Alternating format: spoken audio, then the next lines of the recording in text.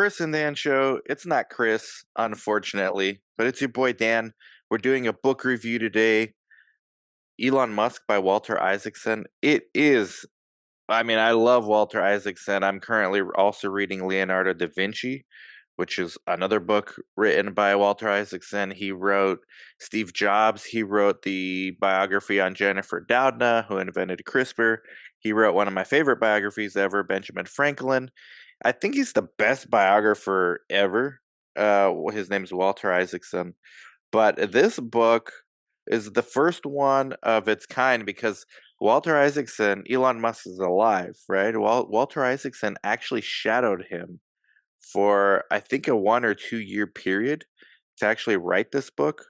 And so it's different than any other book he read because, in a way, Walter was like part of the story, but also he tried to distance himself. But he was involved, he was there watching like the SpaceX launches and Tesla's autopilot and the development of Optimus and Neuralink. And he was there in the middle of it when Elon Musk took over Twitter and changed it to X. It's a really good book. I think it might be Walter Isaacson's best biography. And like I said, I've read majority of them.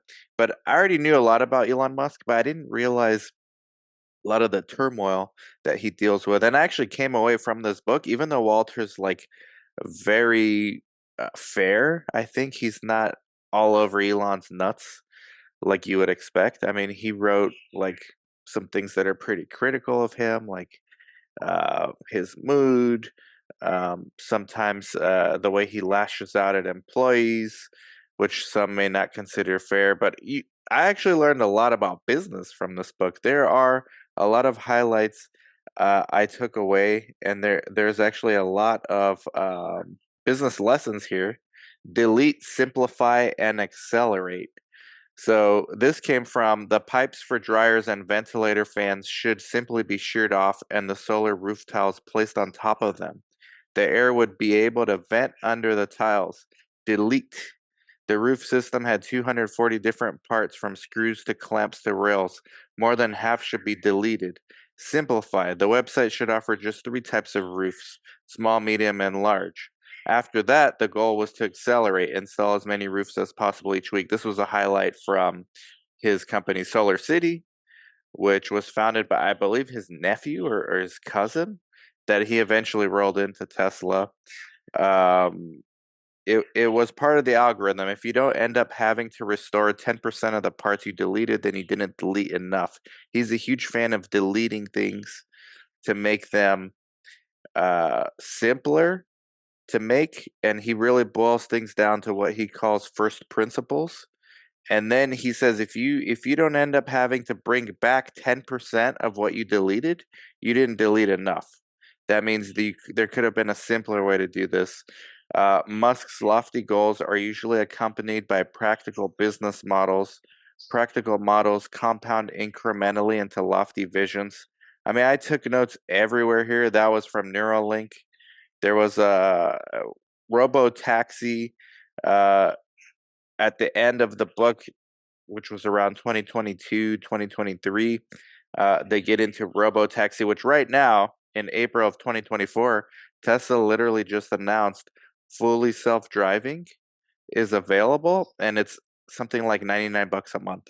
So it's kind of cool to see how these things played out in the not so distant past. I mean, we're talking about like here summer of 2021, where he's talking about Solar City, delete, simplify, and then accelerate. Criticize the action, not the person. This is Elon Musk as a manager. This is one of his quotes. I try to criticize the action, not the person. We all make mistakes.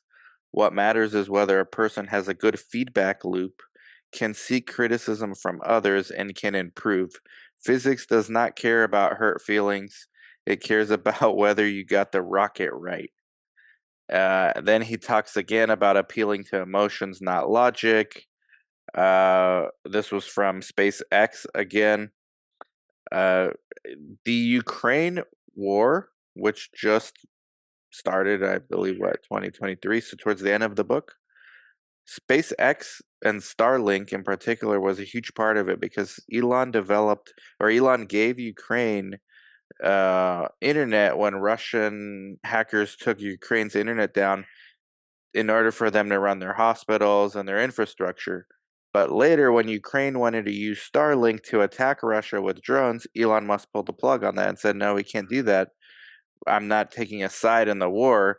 And that's when you realize like what kind of pressure this guy's under, because this was at the same time that he's taking over Twitter, which is now X, managing Tesla, trying to launch rocket ships. I mean, he's running like 6 companies at a single point in time. So if you include SpaceX and Starlink as separate companies, which they technically are because he's rolling them out.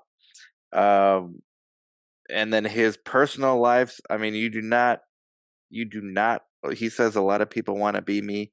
I don't think they know what that means. You do not want to be me. It does make you kind of feel sorry for him in a way too, but it's what he likes. He had a really tough. I did not realize his childhood was that traumatic. Very abusive father. Not to mention Elon's probably on the autism spectrum. I mean, I think he even mentions that he is, and he has a few of his kids have autism. So he sees everything through this lens, and that's where like the IQ's off the charts. The EQ sometimes is not there, the emotional intelligence, but he does surround himself with people who are able to do that, like at Tesla, like at SpaceX. Um, AI is huge. I came away from this book. I'm a Tesla investor. Tesla is not a car company. I know I hear these things all the time, but if you read the book, you understand the AI that they are developing for fully self driving and the AI that we're getting from X now with Grok, which is more of the learned language modeling. So you're getting AI from a video perspective. How would humans react in this situation? That obviously drives the algorithms for fully self driving cars and for the robot that eventually Tesla's going to put out in every household called Optimus. That's visual AI algorithms, but there's also the learn language one, like ChatGPT, which he's doing through Twitter or X. It's known as Grok. So I actually use Grok. It's pretty cool. He believed that designing the factory to build a car. So this is going back to like early days of Tesla, 2010 through 2013. He believed that designing the factory to build a car, the machine that builds the machine, was as important as designing the car itself. Tesla's designing manufacturing feedback loop gave it a competitive advantage, allowing it to innovate on a daily basis. This book I highly recommend. It's about 600 pages. It takes you through the turmoil. He likes to create a sense of urgency, and I think, I'm not a psychologist, but I think to escape his own inner turmoil, he likes to create chaos in the companies that he's at and create a sense of urgency, even when it's not necessary. Number one, it helps get things done. Walter Isaacson, who's the same biographer again that wrote the Steve Jobs book, where he describes Steve Jobs as having a distortion reality field. He's able to warp like reality. Elon Musk also shares some of that. And a lot of it's actually just to escape his own inner demons, from what I got gathered from this book. So amazing book. I think everyone should read it, whether you're a fan of Elon Musk or not. If you're interested in AI, if you're interested in um, the X saga, Twitter saga, I think you should check it out. If you're interested in business, you should definitely check it out. There's something here for everyone. Hopefully you like it.